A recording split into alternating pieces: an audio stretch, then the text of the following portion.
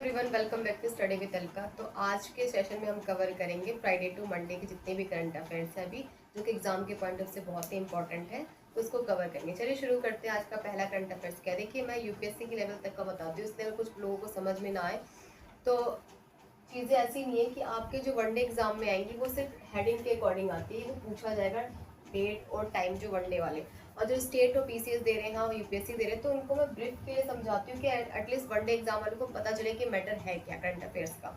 ठीक है, तो शुरू करते हैं आज का पहला करंट अफेयर्स। मैंने इसलिए बोला आपको समझ में आएगा क्यों ब्रीफ में बता रही हूँ, और क्यों बोला पहला जो करंट अफेयर्स है थोड़ा सा ट्रिकी है, तो इसलिए समझिए क्या है वो।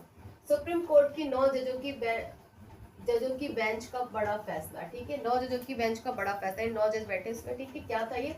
संविधान पीठ सीजीआई की अध्यक्षता में श्रम कानून के तहत उद्योग की परिभाषा पर 1978 के landmark Bengaluru water supply case के ट्रिपल टेस्ट को बरकरार रखा।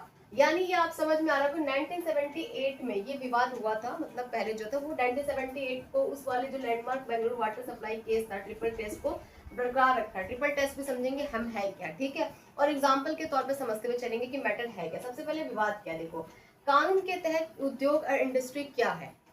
यानी मान लीजिए जो इंडस्ट्री इसको माना है या कोई संस्था इसको इंडस्ट्री मान रही है कानून, तो वहां के काम करने वाले कर्मचारी को क्या लेबर लॉ के तहत प्रोटेक्शन मिलनी चाहिए। यानी 19 जो लेबर लॉ के तहत क्या प्रोटेक्शन मिलनी चाहिए। यानी मुख्य कानून क्या है कि 1947 का जो एक्ट है आपका इंडस्ट्री डिस्प्यूट का, उसके तहत आपका 2J में क्या है परिभाषा दी गई इंडस्ट्री की। ठीक है, उसके तहत आपको जो वहाँ के जो भी, अगर हम किसी भी संस्था को इंडस्ट्री मान लिए, ठीक है, तो वहाँ काम करने वाले कर्मचारी को उसके तहत वहां पे प्रोटेक्शन मिलनी चाहिए इस एक्ट के तहत। ठीक है, तो 1978 में 3 टेस्ट को बरकरार रखा गया था, वो उसी समय का विवाद है। विवाद ये है कि वाटर सप्लाई बोर्ड विवाद यह है कि बेंगलुरु के वाटर सप्लाई बोर्ड में कर्मचारी थे, उनको वहां का जो प्रोटेक्शन मतलब मिलनी चाहिए, कि उन्होंने कहा कि जो भी इंडस्ट्री है वहां पे, जैसे मैंने बताया इस एक्ट के तहत इंडस्ट्री डिस्प्यूट एक्ट 1947 के तहत लेबर लॉ के तहत आपको प्रोटेक्शन मिलनी चाहिए। अगर काम करना उनके बेनिफिट का नहीं है, वहां पे जो काम करे उनके अलावा उनको और भी प्रोटेक्शन या बेनिफिट्स मिलने चाहिए। ठीक है, पहले समझते हैं ट्रिपल टेस्ट है क्या। ठीक है, विवाद समझ में आया आपको क्या था। सिस्टमैटिक एक्टिविटी, ये ट्रिपल टेस्ट उस समय बरकरार रखा गया, उस समय बताया गया था। ठीक है, जबकि आपका 7 जज की बैठक थी, बेंच थी। ठीक है, क्या था? काम कोई व्यवस्थित तरीके से हो रहा, अगर काम कोई व्यवस्थित तरीके से हो रहा है। ठीक है, एम्प्लॉयर एम्प्लॉय कॉपरेशन, यानी एम्प्लॉयर और वर्कर जो मिलकर काम कर रहे हैं। ठीक है, गुड्स और सर्विस क्या है, उस एक्टिविटी से गुड्स या सर्विस का सप्लाई हो रहा है। ठीक है, तो ये उस समय का बरकरार रखा गया। तो 26 में क्या किया 9 जजों की जो बेंच ने क्या किया, सुप्रीम कोर्ट का क्या क्या किया गया, क्या आया फैसला? पुराने इंडस्ट्रियल डिस्प्यूट एक्ट को, यानी जो मैंने बताया था आपको 1947 का जो एक्ट है इंडस्ट्रियल डिस्प्यूट के एक्ट के तहत पेंडिंग केसेस में, ठीक है, 1978 वाला ट्रिपल टेस्ट लागू मैंने रहेगा। जो बताया मैं ट्रिपल टेस्ट 1978 का था, वो क्या रहेगा, ट्रिपल टेस्ट लागू रहेगा, लेकिन उसके कुछ नियम होंगे। क्या देखिए, लेकिन नए इंडस्ट्रियल रिलेशन कोड 2020 के तहत, जो नया लेबर लॉ है 2020 के तहत, इंटरप्रेशन सीधे 1978 के फैसले से नहीं होगी।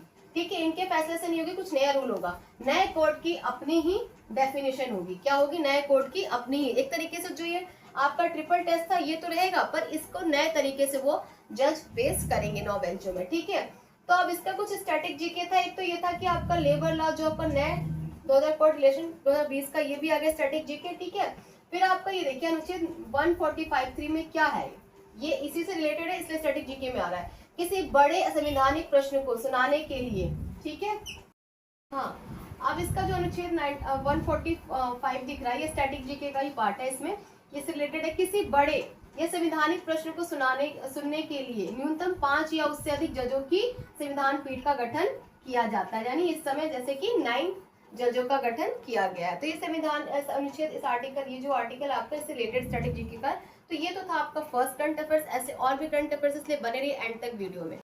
अब देखते हैं सेकंड करंट अफेयर्स क्या है। भारत और जापान के बीच समुद्री सुरक्षा, तो क्या हुआ, समझौता एक साइन हुआ, सिग्नेचर हुआ। क्या कि भारत और जापान ने समुद्री क्षेत्र जागरूकता के लिए MOU, मैंने बताया था आपको इसका क्या है फुल फॉर्म, मुझे कमेंट में बताना।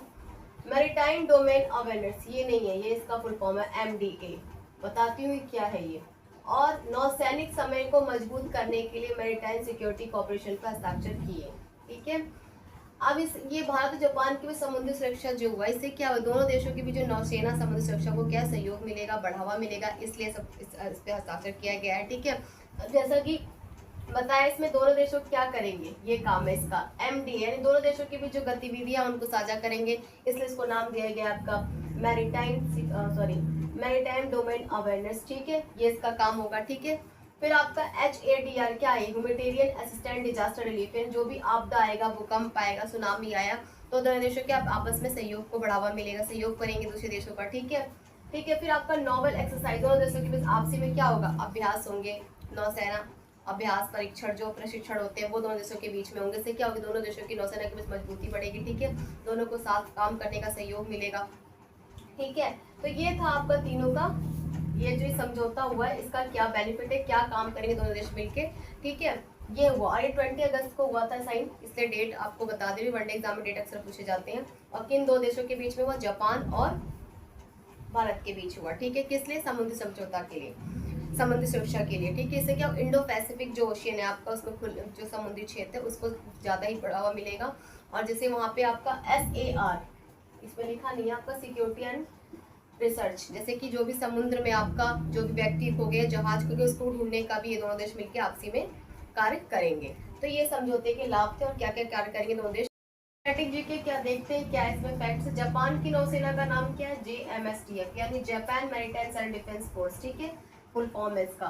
फिर संयुक्त सेना अभ्यास भारत और जापान के बीच का क्या नाम है आपका, धर्मा गाइडेरियन थल सेना। ठीक है, फिर आपका सिमियू मैत्री वायुसेना, और JMIEX, इसका फुल फॉर्म पूछा जाता है, नौसेना अभ्यास आयोजित किए जाते हैं। ठीक है, ये संयुक्त सैन्य अभ्यास है और ये इसके जापान की नौसेना का नाम है। ठीक है, फिर आपका क्वाड देश क्या है, इसमें क्या होता है, भारत, जापान, अमेरिका और ऑस्ट्रेलिया मिलकर क्वाड संगठन बनाते हैं। क्वाड का फुल फॉर्म क्या है, कमेंट में बताना। ठीक है, देखते हैं आपका थर्ड करंट अफेयर्स क्या है। भारत का पहला कमर्शियल बायोपॉलीमर प्लांट कहाँ स्थापित हो रहा है, उत्तर प्रदेश के लखीमपुर खीरी में। ये है आपका पहला वनडे एग्जाम के लिए स्टैटिक फैक्ट। ठीक है, उत्तर प्रदेश के लखीमपुर खीरी में कुंभी जगह का नाम है। ठीक है, भारत का पहला बड़े पैमाने का कमर्शियल बायो पॉलीमर संयंत्र चालू होने जा रहा है। सबसे पहले समझिए पॉलीमर क्या होता है। पॉलीमर एक ऐसा मटेरियल होता है जिससे कई चीजें बनाई जा सकती है, जैसे कि प्लास्टिक, और प्लास्टिक जो बनता है वो आपका पेट्रोलियम और क्रूड ऑयल से बनता है। ठीक है, जो कि आपका क्या है, पर्यावरण के लिए इफेक्टिव है, इसलिए हम बायोपॉलीमर संयंत्र चालू करें। बायोपॉलीमर इट मीन्स आपका प्लांट से बनेगा, जो कि जैसे कि आपका पौधे से हुआ, स्टार्च से हुआ, सुगर केन से हुआ, सुगर से हुआ। ठीक है, आपके प्लांट बायोमास से हुए, इन सब चीज़ों से जो बनते हैं वो बायोपॉलीमर कहलाते हैं। ठीक, जो इको फ्रेंडली होते हैं। तो ये हुआ सबसे पहले बायोपॉलीमर और पॉलीमर में क्या डिफरेंस है। ठीक है, ये बताया। अब इस पे एक चीज़ है, स्टैटिक फैक्ट क्या है आपका, PLA यानी पॉलीलैक्टिक एसिड का यूज किया गया है। ठीक है, यह गन्ने के रस या स्टार्च से बनने वाला एक क्या है, एक पर्यावरण अनुकूल बायोप्लास्टिक है। बायोप्लास्टिक का नेम है ये अक्सर पूछा जाएगा एग्जाम में, PLA का फुल फॉर्म, और बायोप्लास्टिक क्या है ये।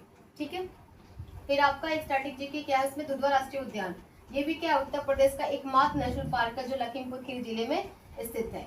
अब देखो इसमें कंपनी नेम पूछा जाएगा आपका, तो बलरामपुर पूरा नाम है इसका, बलरामपुर खीरी कुंभी जगह का नाम, जो कि सुगर मिल की जगह पे स्थापित किया गया, यानी चीनी मिल जो था पहले, बलरामपुर चीनी मिल कंपनी का नेम अक्सर पूछा जाए तो इस स्टैटिक जीके के लिए। ठीक है, और इसका जो स्टार्ट करने का समय है 2026 में अक्टूबर के मंथ से शुरू होने का लगाया गया, यानी जो अनुमान लगाया कब से स्टार्ट होगा बनना ये। ठीक है, तो ये तो हुआ तीसरा करंट अफेयर्स, ऐसे और भी करंट अफेयर्स से बने रही एंड तक। अब देखते हैं फोर्थ करंट अफेयर्स क्या है। 12वीं ब्रिक्स पर्यावरण और संचार मंत्रियों की बैठक। देखो इसमें दो मुद्दे हैं, पर्यावरण जलवायु और एनवायरमेंट। ठीक है, क्लाइमेट एंड एनवायरमेंट, और संचार मंत्रियों की बैठक, यानी कम्युनिकेशन मिनिस्टर के साथ भी बैठक हुई 12वीं ब्रिक्स। सबसे पहले आप मुझे ब्रिक्स का फुल फॉर्म कमेंट्स में बताना। ठीक है, इसके बारे में मैंने पहले ही बताया, वो सारी चीजें ही बताना कि ब्रिक्स के बारे में क्या है, इसका मुख्यालय है कि नहीं है, कितने देश इसमें है। ठीक है, और कौन कौन से देश को नए में ऐड किया गया, स्थापना कब हुई थी। ठीक है, पहली बैठक ब्रिक्स की कब हुई थी, सारी चीज कमेंट से बताना। चलिए स्टार्ट करते, हुई क्यों। भारत की अध्यक्षता में 12वीं ब्रिक्स पर्यावरण मंत्री की बैठक नई दिल्ली में तथा संचार मंत्रियों की बैठक पुणे में महाराष्ट्र में संपन्न है। दो बैठक हुई 12वीं ब्रिक्स की, पहली 18 अगस्त को, जो कि नई दिल्ली में हुई। ठीक है, उस समय कौन थे हमारे जो मिनिस्टर थे न्यू दिल्ली में, भूपेंद्र यादव यानी एनवायरमेंट मिनिस्टर थे उस समय। तो उस समय जो मुद्दा था हमारा क्लाइमेट चेंज पे था, बायोडाइवर्सिटी पे था, ठीक है, पॉल्यूशन पे था, फॉरेस्ट फायर पे था, सस्टेनेबल डेवलपमेंट की, इन सब समस्याओं को कैसे निपटा जा सके, इन ब्रिक्स समुदाय संगठन जो जो देश आते हैं मिलकर इस पर चर्चा की उन्होंने। ठीक है, ये हुआ आपका 18 अगस्त पर जलवायु क्लाइमेट और एनवायरमेंट पर चर्चा हुई।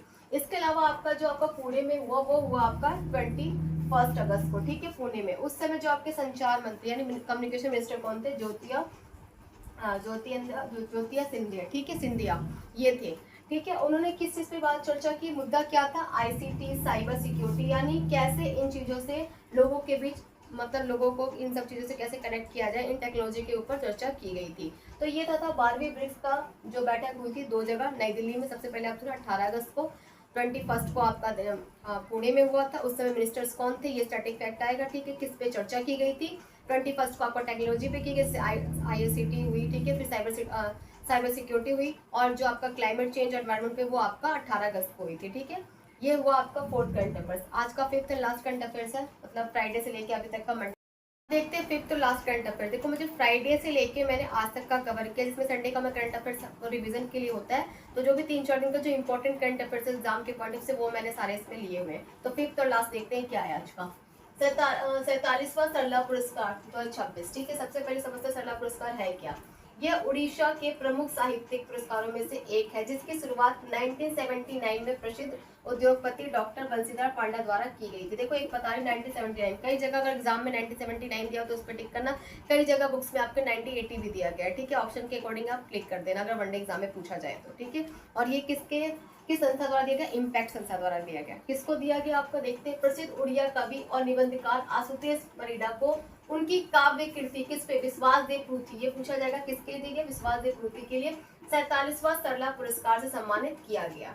ठीक है, जिसमें इनको 7 लाख इस पुरस्कार में नगद दिए गए, जो कि आपकी कैश के तौर पे इस पुरस्कार के साथ ही। ठीक है, तांबे की पट्टिका दी जाती है, ये इसका स्टैटिक फैक्ट है, बता रही हूँ क्या क्या दिया जाता है उस पुरस्कार के समान। ठीक है, तो ये था आज का last and 5th current affairs. अगर आपको मेरी वीडियो अच्छी लगती है तो प्लीज लाइक किया करें, दोस्तों को शेयर किया करें और सब्सक्राइब करना भी। तब तक के लिए पढ़ते रहिए, मस्त रहिए। जय हिंद, जय Bharat. Thank you very much.